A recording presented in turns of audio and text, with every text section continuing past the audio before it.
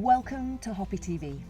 I'm Hoppi Wimbush, creatress of Flower Power Organics, of the Lammas Earth Centre, and I'm here today at the Lammas Eco Village with this amazing man, Dan Collins, who was a circus performer for 20 years? 20 years, yeah. Death-defying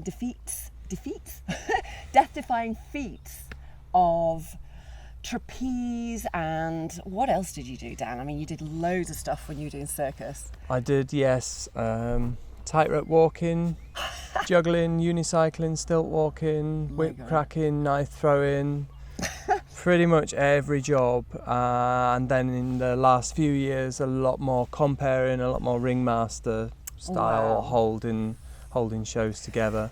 So a ringmaster extraordinaire, and now a co-creator of Earth Star Healing, which is a community interest company.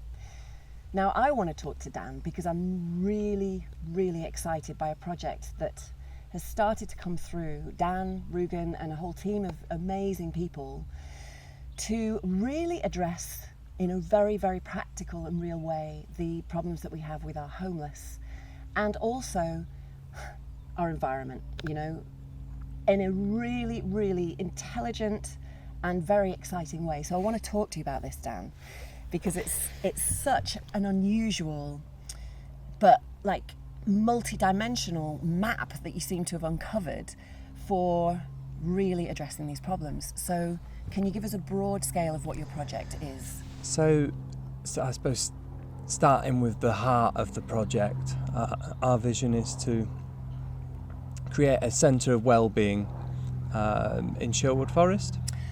And the place of robbing from the rich and giving to the poor. Yeah, there is a little bit of that. But perhaps less robbing these days. Less robbing, but in the spirit of the people rising up and coming together in the woodland and doing really positive things. It feels like that's the epicenter of where it's at for our project.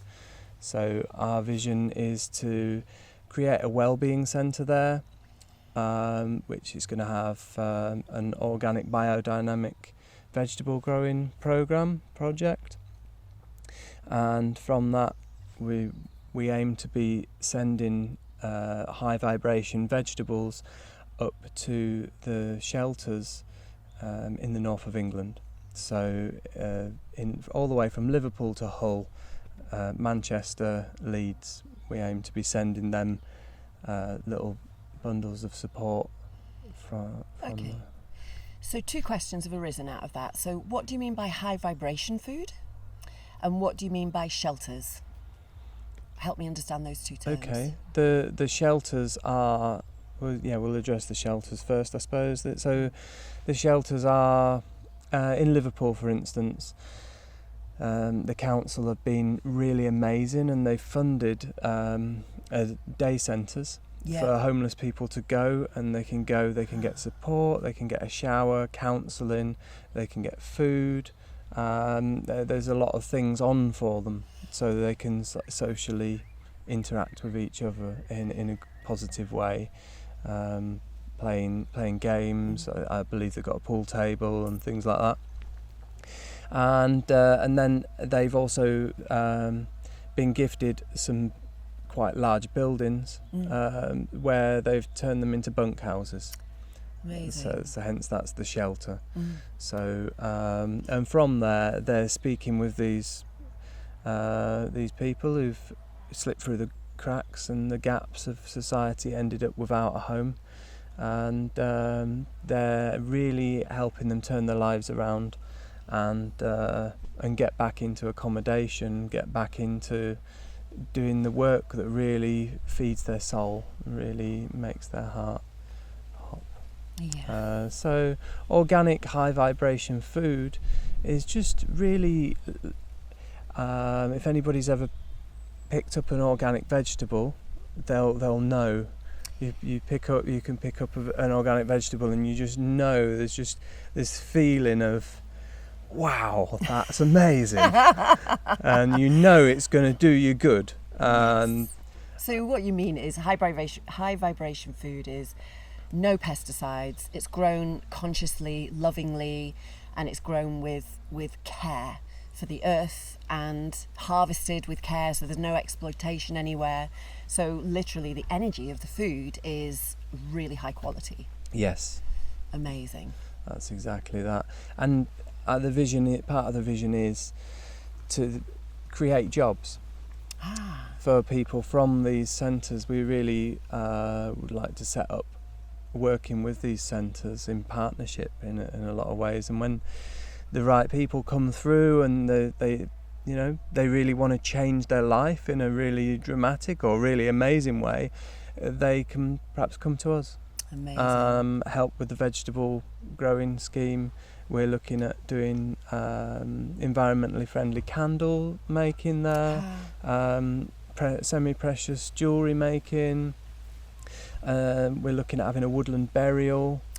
So a big multi-strand business, the main space being a yoga space, somewhere where people can come and have weddings, and we can have wakes and general celebration of life, birthdays, and just a real beacon in the centre of the UK. God, it sounds so like the Lammerthurst Centre that we're creating here. It's so similar, wanting to celebrate everything that's creative and natural, whilst at the same time providing healing and transformation for this new paradigm. Because let's face it, we're living in a new paradigm. We're moving into a new paradigm where instead of, corporations creaming off massive profits at the exploitation of real human beings who end up homeless and on the streets and without any hope of anything really, to actually caring for our humans, caring for our family, our human family. Mm-hmm.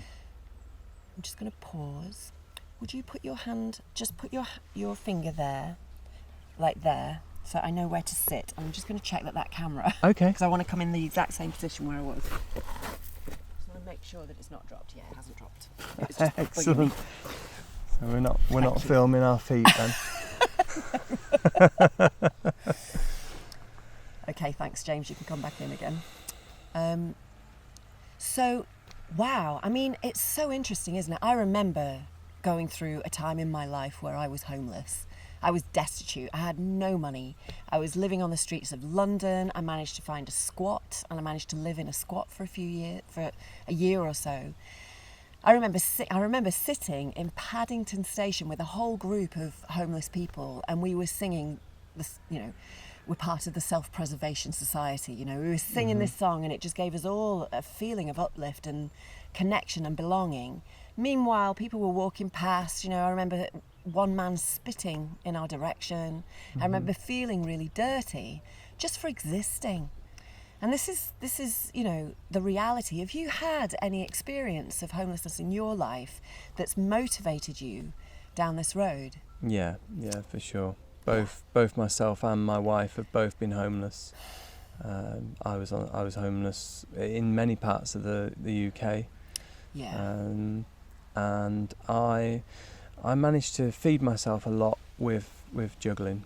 Oh mate, wow. Yeah. And slowly I built a street show up to the point where I actually got to the point where I was always offered food and shelter wherever I ended up.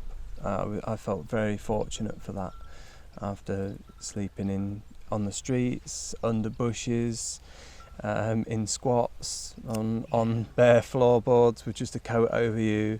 And my wife, who's the co-founder of this project, was homeless in London for a while.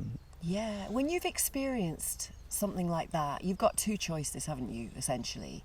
You can either carry it like a weight around your neck, like a millstone that forever holds you down, or you can transform it and start actually finding the power in that and how you can actually actively help people when you're in a better situation yourself. And this is what I'm seeing with you and what I love about both you and Rugen. But you're not just I mean, it's a massive thing already, you know, a healing centre in Sherwood Forest, like right in the centre of the UK, you know, regenerative culture, essentially, regenerative society is what you're looking at doing, and helping our homeless, creating small, like cottage crafts, essentially, to give them a sense of focus and a sense of achievement and an ability to earn, providing food, you know, good food, solid food that's not, you know, Monsanto grown or shipped halfway around the world. But not only are you doing that, I mean, that's big enough, but tell me about your other project with trees and with community gardens. So again, it's all come as this package, this little big package of inspiration, and we've been planting trees for a long time. I've been a gardener, well, since I was able to walk. I've been gardening with my parents and learning herbal medicine with grandparents and family, and later on did an apprenticeship with Sensory Solutions, and I just really feel the magic of trees. Really feel the magic of trees, and I really love going the feeling you get from when you've planted a tree. You've found the tree, found where it'd like to be in the world. You've planted it, and then maybe you forget about it, and you go back 5, 6, 7 years later, and you go and see this like wondrous tree just doing its thing. You know, it's really amazing. So we've really been drawn to do. We've been planting about between 50 and 100 trees a year for the last decade. Wow. So God, let me just do some maths. That's a lot of trees. That's my maths. It's quite a few trees. It's quite a few trees, and like 1,500. It's somewhere there. And some of them have been oak trees, and some of them have been silver birch trees. But there's been a lot of fruit, a lot of orchards that we've had a hand in setting up or tending to and helping out there.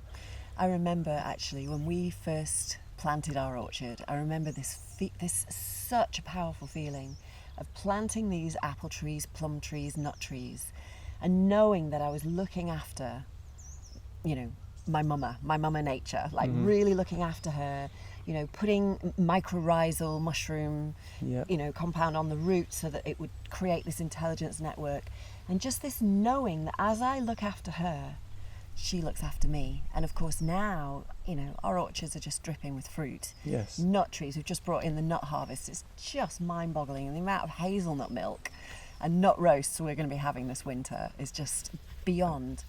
And that's just from that act, you know, of consciously placing roots in the earth. And so you've been doing this naturally for years, but how has that evolved now for you? So it's evolved to the point where we've been spending a lot of time in Sherwood Forest, and it's a magical place. It is a magical place, but we noticed that there's not a lot of it. It's this great forest that's world famous. Where's the forest gone? So we've really been called just to plant trees, expand Sherwood Forest, and make it the great forest it once was. I mean, the whole of the UK used to be covered. Yeah, in woodland. You could walk from Cornwall up to Sherwood Forest, up to Edwinstowe, and you'd be under tree canopy. And the whole of the boreal forest and all the deer trods and all across Siberia, right across to the UK, all the ancient druid ways and the druid groves were right the way across. It's like almost like the indigenous spirituality of our land that was linked to trees has been decimated with the Industrial Revolution and with the Roman invasion and all the trees that were chopped down. And, you know, it's like we're waking up to that, I feel anyway.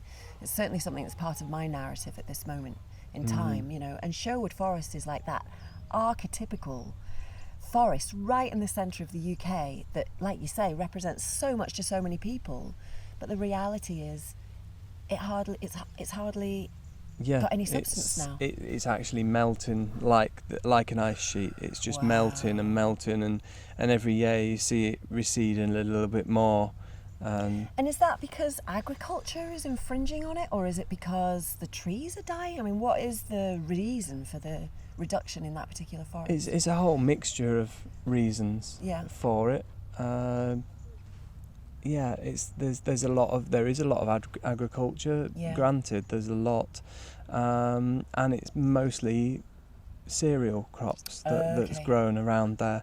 And I mean, it would be amazing to see some of those farmers changing over and having orchards and things like that. So there's actually some trees there doing their thing.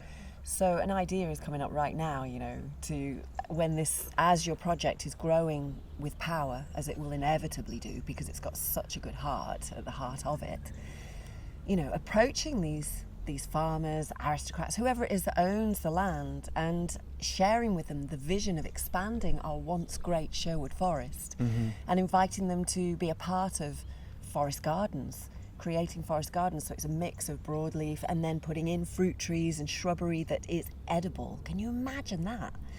That's the part sort of of vision, thing. isn't That's it? part of the vision, and that's starting to happen this winter solstice. So tell me about that. What's happening at winter solstice? So we have partnered up and are part of a little project called Fellowship of the Trees.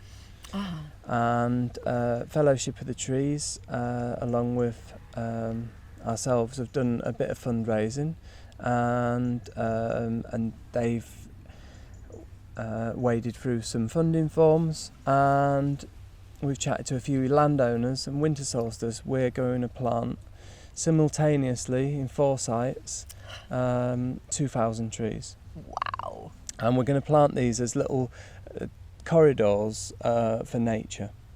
So one of the farmers, for instance, is looking at putting a nature corridor between 20 to 50 metres wide, all band all the way around his land. Wow. To act as a nature corridor and a haven for wildlife. So those sites are just outside Cardiff, a place called Gaunt's House down in Dorset. There's a place in Lincolnshire, and a reservoir just north of Hebden Bridge, Todmorden Way. Amazing. I mean, trees, don't get me started on trees. The vital importance of trees. Not only do they drop their leaves in autumn and then mulch the ground, and we get so much nutrition and goodness from that action, they're also sequestering carbon. Like, they're bringing carbon and locking it back into the earth. And just by drinking in, that's what trees do. They drink in carbon dioxide. So the more we plant trees, the more we're bringing down global temperatures. I mean, this is no joke. This is like real direct activism for Mother Nature, right? Yeah. In a way, that's exactly right. That's exactly right. And what they do for us in return is they help us to feel amazing. I mean, I invite anyone to embark on a walk across the city, and then leave the city on foot out into the countryside. So as part of our launch party for Earthstar, we set off from a homeless shelter in Liverpool, and we walked along the canal path to Manchester, and then from Manchester to Leeds, and then Leeds to Hull. Blimey. Just can I feel your legs? Like they're still recovering.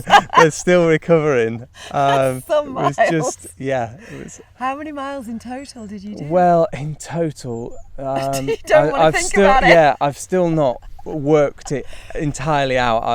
I've made notes, and I've still got photos. But it's taken us blisters. So we've got a blister shot or two.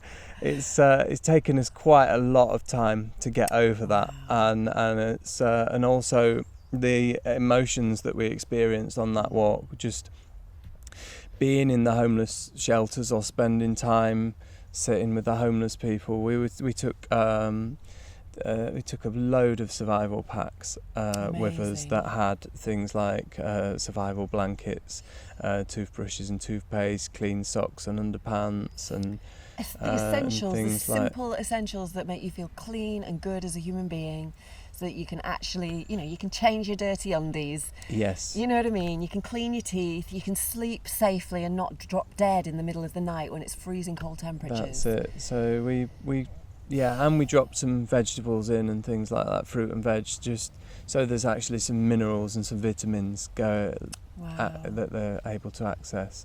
There's a lot of people, we've spent a lot of time speaking to a lot of homeless people, and a lot of them, they'll go and sit outside a shop and people will bring them sandwiches, which is amazing, or they'll bring them pasties or bottles of Coke, but the thing is they're not actually getting nutrition.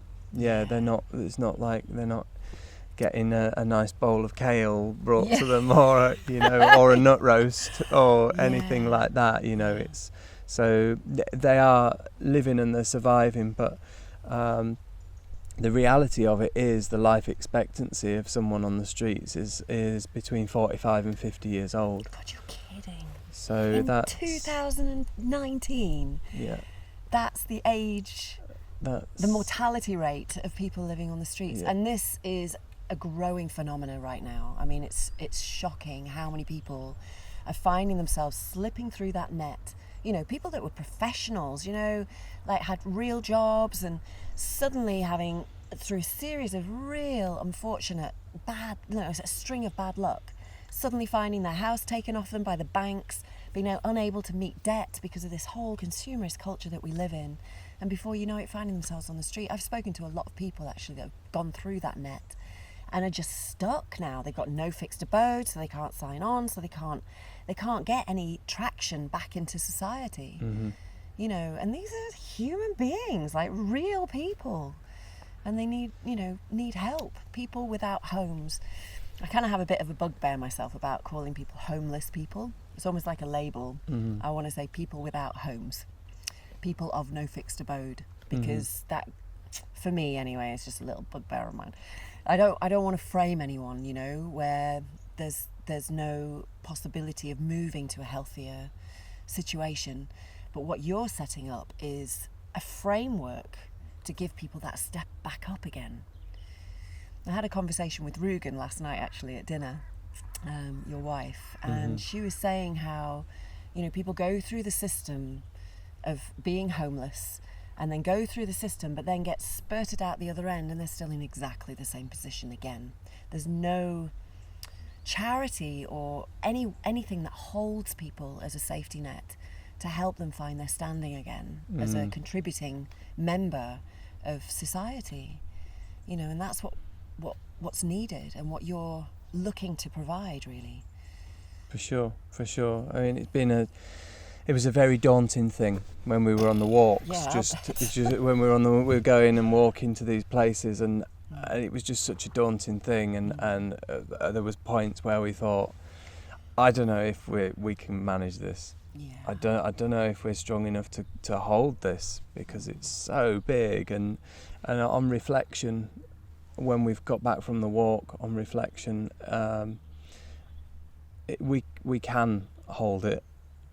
We just need to hold it in manageable proportions. Absolutely. And not just get overwhelmed by it. Yes. and just and just help bit by bit. I mean, one of the big reasons we started Earth Star was because for a number of years we've been actually taking homeless people, or people without homes, into our house, and we've been helping them with get back on their feet, nutrition wise, with their health and well-being wise, and then just giving them that boost, and then they've been going out into the world. So there's been a number of people over the years.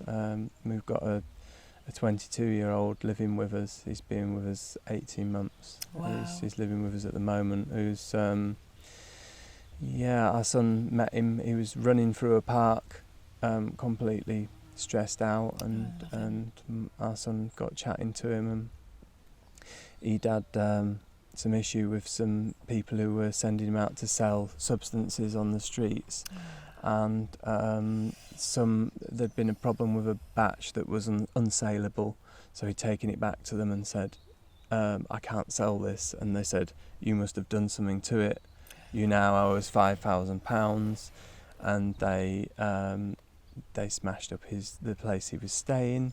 It wasn't actually his, it was a friend's mum's house, and they did some horrific things there, so he ended up he managed to escape, and that's when our son met him, and he came to our place, was in need of doing a detox, and he was he'd been smoking some strange legal highs, and he actually found it hard to be around people. He could actually feel people's energy like burning him. Oh, lovely. And he'd be cowering wherever he went, for quite a few months actually.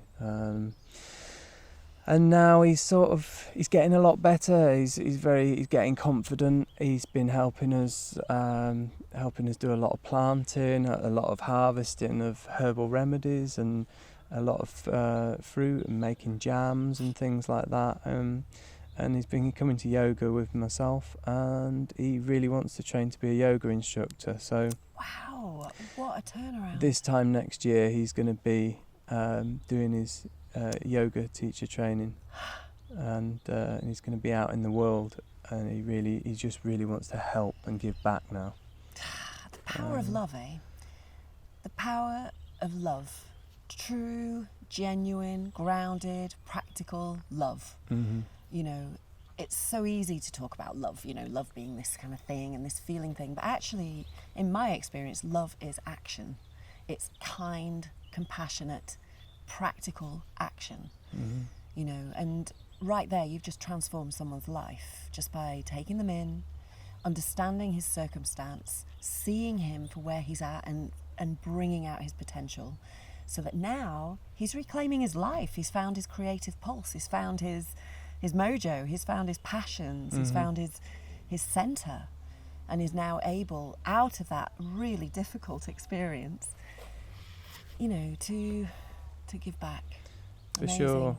And we just felt that we wanted to do a little more of that, but at the same time we really wanted to reach out to the people for some help, because me and Rugen have been funding this up until early part of this year. We've been funding this out of our own funds, from our own self-employment. Yeah. So have you got a fundraiser? Have you got like a page where people can go and they can help you? And, how can people support you? And actually, before I ask that question, I want to take a step back. What would be your absolute dream scenario? Like, if you had a magic button and you could press go, and there was no limit in terms of finance, there was no limit anywhere, Mm-hmm. and you could create what you really wanted to create, what you're called to create at this time, what would that look like? Draw me a picture Okay. of your dream vision. So it would consist of a large round building set back quite away from the road, which is the space, like the yoga space, or the temple space, or the healing space. Yeah. We're looking to have the vegetable growing project on the land, the land planted up around the edges with bird friendly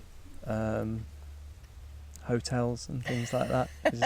So bird boxes, lots owl of boxes, and and make sure there's loads of abundant food and resources for wildlife, basically. Yeah. A big pond, so there's lots of water, and then we just like to develop the site. We'd like to have places where people can live, say yurts, tree houses. I mean, in the future, it would be amazing to be able to invite families, young families from deprived areas to come and glamp for a week and just hold camps for them and just have 20 on the site and just really build some real beautiful memories together. Gorgeous. But yeah, so if we had unlimited resources, that's the sort of thing that would go on. We'd have a whole food cafe there, which would not only be available for visitors to call in and eat really nice, wholesome food, but that would also feed the staff and the volunteers, so they could come and just get meals, so there wasn't any worrying about how they were going to eat that day, because It's all been provided. It's all being provided. It's Amazing. all being provided. And then within that also, you mentioned that you'd have different crafts that people could learn, and people, like you mentioned organic candles, did you say? Yes. And jewellery making and other crafts as well. Yeah.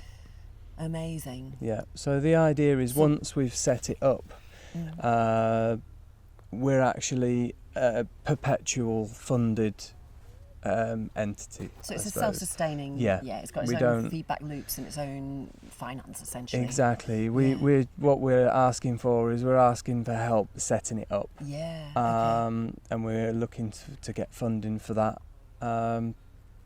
And once we're going and we're up, we're aiming to be self-perpetuating. So we're not going to be just saying we need more. Please give more. Every 6 months another fundraiser pops up. We're really aiming to be self-sustaining. With finances. Amazing. So to realise this, then, what sort of figures are you looking at? What would start you off right now? Have you got stages of your project so far? So where are you at in that vision? Okay, so there's a number of ways we can go with the project we've looked at. We can either approach some landowners, which we're in the process of doing. Yeah. To see if they've got a little corner or a couple of acres, 6 acres perhaps, that we could use. Lovely. And start there, and then once we get to the point where we've outgrown that, keep that, but expand. Yeah. Maybe onto the next field, maybe onto another site. Mm-hmm. If we had funding, then when we have funding. Yeah, when we have funding, Yes. when we have all the funding we need, Yes. we could just go and buy. Our vision is just to buy like an existing farm with massive tracts of land, and then turn it from what it is now into a paradise with forest garden and lots of woodland. Yeah, beautiful. I mean, one thing that I want to share from our journey thus far is that what we've found is that the money comes according to where you're at, like what part of the project you are. That's what I've experienced up until now. That doesn't mean, and now we are, we're fundraising as well. We're putting out for fundraising to take us to the next level of our build. But what I find is, and you're doing it already, so you've done the walks, you've connected with different shelters, you've got this tree planting going on. You mentioned as well, Dan, and I just want to bring this into the conversation, you mentioned something about having, what did you call it now? Templates for sensory gardens, for beautiful enclaves for communities, or for little towns or little villages, or for schools or colleges, where they can buy the trees. Is that right? Did I get that right? Yeah. So this is another branch of the business. So you've got so many branches of this business, which is great. I mean, you don't want all your eggs in one basket. You want to have lots of different threads. So tell me a little bit about that as well. So yeah, that's exactly how you described it. We're looking at getting a few thousand rootstocks, and over the winter grafting them from various different orchards that I've already got a relationship with, and our own, and grafting a lot of apple and pear trees, and then just sticking them in the ground just to put a year or two on them, and then doing this community garden So it's just about taking the wonder of nature into inner cities, into communities where a lot of children, when I've worked in schools, a lot of children think that somebody said once, where did potatoes come from? And one of the children said, out of a packet. And they didn't understand, they'd not actually connected yeah. that they didn't know where it had come from.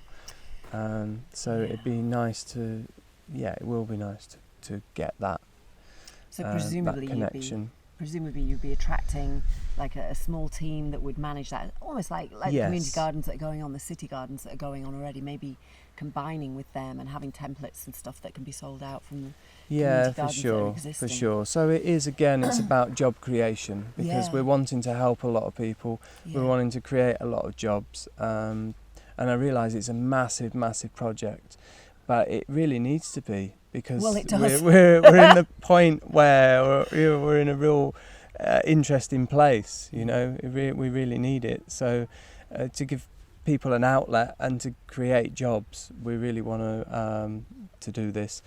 Take these sensory gardens out, so there's fruit throughout the year, there's beautiful trees underplanted with berry bushes, sensory herbs planted around there, lots of little havens for bees and other insects, and we'd be aiming to put a water source in there as well, so frogs and tadpoles and dragonflies, and everybody.